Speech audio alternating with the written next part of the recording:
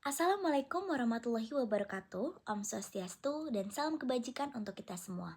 Perkenalkan sebelumnya, nama saya Jen Monik dengan NIM 205 220 260. Dan pada video ini adalah bentuk ujian tengah semester dari mata kuliah PLKH 4 atau litigasi pidana. Dan pada video kali ini, saya akan mengambil materi mengenai penyelidikan, penyidikan, pra-peradilan, penuntutan. Dan pertama-tama yang kita bahas adalah apa sih tahap penyelidikan atau penyidikan ini. Tahap ini adalah tahap yang mengawali proses hukum acara pidana. Tahap yang mengawali proses hukum acara pidana adalah diketahui terjadinya tindak pidana atau delik. Perkara pidana disebut ada jika diketahui adanya tindak pidana atau peristiwa pidana atau kejahatan yang dilakukan oleh seseorang atau beberapa orang. Beberapa dengan perkara perdata, di mana inisiatif untuk mengajukan perkara diambil oleh orang-orang yang merasa dirugikan. Maka dalam perkara pidana, inisiatif untuk mengajukan perkara pidana diambil oleh negara. Dan diketahui terjadinya tindakan pidana itu ada 4 kemungkinan, yaitu yang pertama, kedapatan tertangkap tangan dengan pasal 1 angka 19 KUHP, atau yang kedua karena laporan, yaitu ada dalam pasal 1 angka 24 KUHP, atau yang ketiga karena pengaduan, yaitu pasal 1 angka 25 KUHP. Yang keempat adalah diketahui sendiri atau pemberitahuan atau cara lain sehingga penyidik mengetahui terjadinya delik. Saya akan menjelaskan satu persatu tentang 4 aspek yang baru saja saya sebutkan. Yang pertama, tertangkap tangan. Tertangkap tangan adalah tertangkapnya seseorang pada waktu sedang melakukan tindak pidana atau dengan segera sesudah beberapa saat tindak pidana itu dilakukan, atau sesaat kemudian diserukan oleh khalayak ramai sebagai orang yang melakukannya, atau apabila sesaat kemudian padanya ditemukan benda yang diduga keras telah dipergunakan untuk melakukan tindak pidana, itu yang menunjukkan bahwa ia adalah pelakunya, atau turut melakukan atau membantu melakukan tindak pidana itu. Kalimat tersebut ada dalam pasal 1 angka 19 KUHP. Yang kedua, laporan yang dipaparkan dalam KUHP pasal 1 angka 24 yang berbunyi, laporan adalah pemberitahuan yang disampaikan oleh seseorang karena hak atau kewajiban berdasarkan undang-undang kepada pejabat yang berwenang telah atau sedang atau diduga akan terjadi peristiwa pidana. Lalu yang ketiga adalah pengaduan. Pengaduan tersebut ada dalam pasal 1 angka 25 KUHP sebagai berikut. Pengaduan adalah pemberitahuan disertai permintaan oleh pihak yang berkepentingan kepada pejabat yang berwenang untuk menindak menuntut hukum seseorang yang telah melakukan pidana aduan. Next, ada tujuan melakukan penyidikan. Yang pertama itu ada jenis dan kualifikasi tindak pidana yang terjadi. Yang kedua, waktu tindak pidana yang dilakukan. Yang ketiga, tempat terjadinya tindak pidana. Yang keempat, dengan apa tindak pidana dilakukan. Yang kelima, alasan dilakukannya tindak pidana. Yang keenam, pelaku tindak pidana. Namun dapat juga dilakukan penghentian penyelidikan ataupun penyidikan. Alasan penghentiannya adalah yang pertama itu tidak diperoleh bukti yang cukup, yang kedua peristiwa yang disangkakan itu bukan atau tidak terjadi, yang ketiga merupakan perbuatan pidana, dan yang keempat penghentian penyidikan demi hukum. Oke, lalu kita akan bahas dengan apa penangkapan dapat dilakukan. Yang pertama itu bila ada alat bukti permulaan yang cukup yang tertuang dalam pasal 17. Yang kedua, bila kepentingan penyelidikan dan penyidikan menghendaki atau memerlukannya. Itu tersebut ada pada pasal 16. Yang ketiga, bila ada orang terhadap siapa penangkapan akan dilakukan diduga kekerasan telah melakukan kejahatan. Tersebut ada di pasal 17. Lalu prosedur penangkapan. Prosedur penangkapan ini tertera dalam pasal 18. Yang pertama itu surat perintah penangkapan berisi identitas tersangka, umur, dan juga tempat tinggal. Yang kedua menjelaskan dan menyebutkan secara singkat alasan penangkapan. Yang ketiga menjelaskan uraian singkat perkara tindak pidana yang disangkakan terhadap tersangka. Lalu yang keempat menyebutkan tempat di mana pemeriksaan terhadap tersangka dilakukan. Lalu selanjutnya kita akan membahas mengenai penahanan yang dilakukan. Itu bisa didasarkan dari apa aja sih? Yang pertama itu ada syarat objektif. Penahanan hanya dapat dikenakan terhadap tersangka yang melakukan tindak pidana atau percobaan ataupun pemberian bantuan dalam tindak pidana yang diancam dengan pidana penjara 5 tahun atau lebih dan tindak pidana tertentu seperti pada pasal 21 ayat 4. Dan pengecualian itu ada di 296, 454, 455 dan juga 459. Lalu selanjutnya ada syarat subjektif. Selain didasarkan pada ketentuan hukum yang berlaku, juga didasarkan kepada keadaan yang menimbulkan kekhawatiran bahwa tersangka atau terdakwa akan melakukan pelarian diri, merusak atau menghilangkan barang bukti, dan atau mengulangi tindak pidana. Tersebut ada pada pasal 21 ayat 1 KUHP. Lalu ada juga penghentian penuntutan yang tersebut ada pada pasal 140 ayat 2. Dan dalam hal PU memutuskan untuk menghentikan penuntutan karena tidak terdapat cukup bukti atau peristiwa tersebut bukan merupakan tindak pidana atau perkara ditutup demi hukum. PU menuangkan hal tersebut dalam surat ketetapan. Lalu kita akan membahas mengenai pra-peradilan. Pra-peradilan membawa pengawasan tertentu dari cara bekerja pejabat pelaksanaan UU serta kemungkinan untuk memberikan rehabilitasi dan ganti rugi. Pra-peradilan tidak diatur di dalam HIR. Kehadiran lembaga pra-peradilan memberikan peringatan. Yang pertama, agar penegak hukum harus berhati-hati dalam melakukan tindakan hukumnya. Setiap tindakan hukum harus didasarkan kepada ketentuan hukum yang berlaku. Dalam arti, dia harus mampu menahan serta menjauhkan diri dari tindakan kesewenang-wenangan.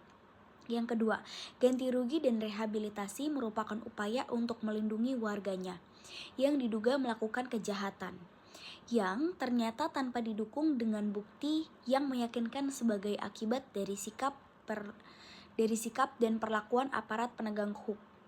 Dari sifat dan perlakuan aparat penegak hukum yang tidak mengindahkan prinsip HAM. Lalu yang berhak untuk mengajukan permintaan peradilan itu siapa aja sih? Yang pertama itu adalah tersangka, keluarganya, atau suatu penangkapan atau penahanan yang ada dalam pasal 79 KUHP. Yang kedua itu adalah penyidik atau PU dan pihak ketiga yang berkepentingan terhadap sah atau tidaknya penghentian penyidikan atau penuntutan yang berada dalam pasal 80.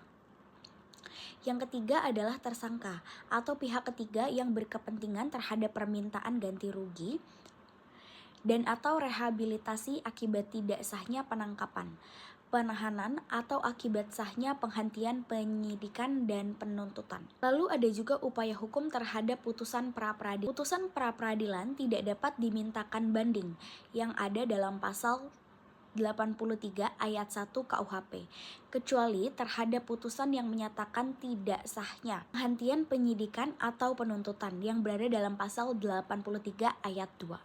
Yang kedua, dalam hal permohonan banding terhadap putusan pra-peradilan sebagaimana dimaksud dalam pasal 83 ayat 1 KUHP, maka permohonan tersebut harus dinyatakan tidak terima. Yang ketiga, PT memutus permintaan banding tentang tidak sahnya penghentian penyidikan dan penuntutan dalam tingkat akhir. Lalu yang keempat, terhadap putusan pra-peradilan tidak dapat diajukannya upaya hukum kasasi. Lalu kita juga akan membahas mengenai surat dakwaan. Pengertian dari surat dakwaan tersendiri adalah berupa surat akta yang memuat rumusan tindak pidana yang didakwakan kepada terdakwa, perumusan mana ditarik dan disimpulkan dari hasil pemeriksaan dan penyidikan dihubungkan dengan unsur delik pasal tindak pidana yang dilanggar dan didakwakan kepada terdakwa, dan surat dakwaan ini menjadi dasar pemeriksaan bagi hakim di pengadilan. Lalu dia juga memiliki dua syarat, yaitu syarat formil dan juga syarat material. Nah, untuk syarat formil tersendiri memuat hal yang berhubungan dengan diberinya tanggal dan ditandatangani PU. Syarat dakwaan memuat nama lengkap, tempat dan tanggal lahir, jenis kelamin, kebangsaan, tempat tinggal, agama, dan juga pekerjaan. Lalu syarat materialnya itu memuat dua unsur, yaitu surat dakwaan memuat uraian secara cermat, jelas, dan lengkap mengenai tindak pidana yang didakwakan, menyebutkan waktu dan tempat tindak pidana itu dilakukan. Oke, lalu kita akan bahas dengan apa penangkapan dapat dilakukan. Yang pertama itu bila ada alat bukti permulaan yang cukup yang tertuang dalam pasal 17. Yang kedua, bila kepentingan penyelidikan dan penyidikan menghendaki atau memerlukannya. Itu tersebut ada pada pasal 16. Yang ketiga, bila ada orang terhadap siapa penangkapan akan dilakukan diduga kekerasan telah melakukan kejahatan. Tersebut ada di pasal 17. Lalu prosedur penangkapan. Prosedur penangkapan ini tertera dalam pasal 18. Yang pertama itu surat perintah penangkapan berisi identitas tersangka, umur, dan juga tempat tinggal. Yang kedua menjelaskan dan menyebutkan secara singkat alasan penangkapan. Yang ketiga menjelaskan uraian singkat perkara tindak pidana yang disangkakan terhadap tersangka. Lalu yang keempat menyebutkan tempat di mana pemeriksaan terhadap tersangka dilakukan. Lalu selanjutnya kita akan membahas mengenai penahanan yang dilakukan. Itu bisa didasarkan dari apa aja sih? Yang pertama itu ada syarat objektif. Penahanan hanya dapat dikenakan terhadap tersangka yang melakukan tindak pidana atau percobaan ataupun pemberian bantuan dalam tindak pidana yang diancam dengan pidana penjara 5 tahun atau lebih dan tindak pidana tertentu seperti pada pasal 21 ayat 4. Dan pengecualian itu ada di 296, 454, 455 dan juga 459. Lalu selanjutnya ada syarat subjektif. Selain didasarkan pada ketentuan hukum yang berlaku, juga didasarkan kepada keadaan yang menimbulkan kekhawatiran bahwa tersangka atau terdakwa akan melakukan pelarian diri, merusak atau menghilangkan barang bukti, dan atau mengulangi tindak pidana. Tersebut ada pada pasal 21 ayat 1 KUHP. Lalu ada juga penghentian penuntutan yang tersebut ada pada pasal 140 ayat 2. Dan dalam hal PU memutuskan untuk menghentikan penuntutan karena tidak terdapat cukup bukti atau peristiwa tersebut bukan merupakan tindak pidana atau perkara ditutup demi hukum. PU menuangkan hal tersebut dalam surat ketetapan. Pada video kali ini, saya juga akan memberikan contoh kasus bahwa barang bukti, penyidikan, serta penyelidikan itu sangat penting untuk memastikan serta membuktikan bahwa seseorang benar adanya melakukan tindak pidana. Pada putusan nomor 3201 K/pidana khusus/2023, tuntutan pidana penuntut umum pada Kejaksaan Negeri Darmasyara tanggal 8 Desember 2022 sebagai berikut. Yang pertama, menyatakan terdakwa Zainal telah terbukti secara sah dan meyakinkan bersalah melakukan tindak pidana pencucian uang sebagaimana diatur dan diancam pidana melanggar pasal 5 Undang-Undang Nomor 8 Tahun 2010. Yang kedua, menghukum terdakwa dengan pidana penjara selama 2 tahun dan 6 bulan. Dikurungi masa tahanan yang telah dijalani terdakwa dan membayar denda sebesar 635 juta rupiah.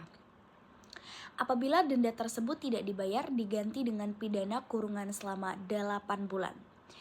Dengan banyaknya bukti yang dikumpulkan, sejumlah 145 bukti yang berupa dokumen yang membantu serta mendukung bahwa terdakwa betul adanya melakukan tindak pencucian. Beberapa akan saya sebutkan.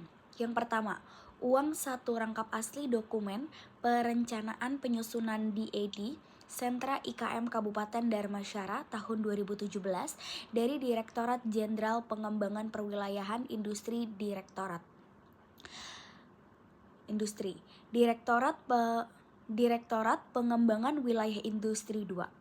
Yang kedua, 1 rangkap asli rencana anggaran biaya RAB penyusunan DAD Sentra IKM Kabupaten Darmasyara dari Direktorat Jenderal Pengembangan Perwilayahan Direktorat Pengembangan Wilayah Industri 2. Yang ketiga, satu rangkap asli Rencana Kerja dan Syarat-syarat RKS Penyusunan DED Sentra IKM Kabupaten Dharmasyara dari Direktorat Jenderal Pengembangan Perwilayahan Industri Direktorat Pengembangan Wilayah Industri 2. Yang keempat, satu rangkap asli Surat Keputusan Bupati Dharmasyara nomor 185/149/KPTS strip BUP/2019 tanggal 29 Maret 2019 tentang penunjukan pegawai negeri sipil sebagai pejabat kuasa pengguna anggaran yang mengelola kegiatan pembangunan sarana dan prasarana sentral KM Logam pada Dinas Koperasi Usaha Kecil Menengah dan Perdagangan Kabupaten Dharmasyara TA 2019. Baiklah, saya kira sekian dari sedikit ilmu yang bisa saya sampaikan kepada teman-teman. Semoga ilmu yang saya sampaikan bisa berguna dan juga dapat serta mudah dimengerti oleh teman-teman. Tutup video saya dengan Assalamualaikum warahmatullahi wabarakatuh. Shalom, Om Swastiastu, salam kebajikan untuk kita semuanya.